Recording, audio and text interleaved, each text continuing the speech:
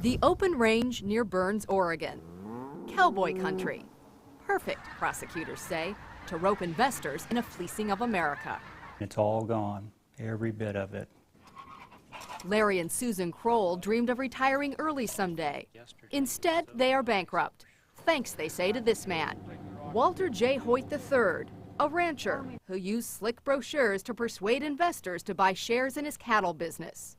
Most of the dollars that were contributed by partners are multiplied 4 to 1. The pitch? Sign up for a piece of Hoyt's cattle operation. Deduct the business expenses. The payoff? Big tax refunds. A share went to Hoyt. And profits from cattle sales. But there was a catch.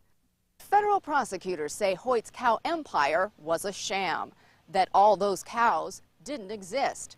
Some were sold twice, some were dead, and the ones he did own certainly weren't worth the $4,000 he charged investors. Hoyt now awaits sentencing on convictions of mail fraud and money laundering. They lied and they cheated and they deceived investors. Not only did thousands of investors lose their money, they ended up with huge tax bills. Incredibly, the federal government had known for years about Hoyt.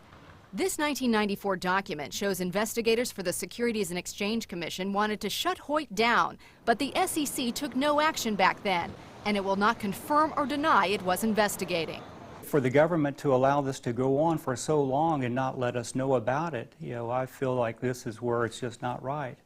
The IRS also investigated Hoyt for fraud twice.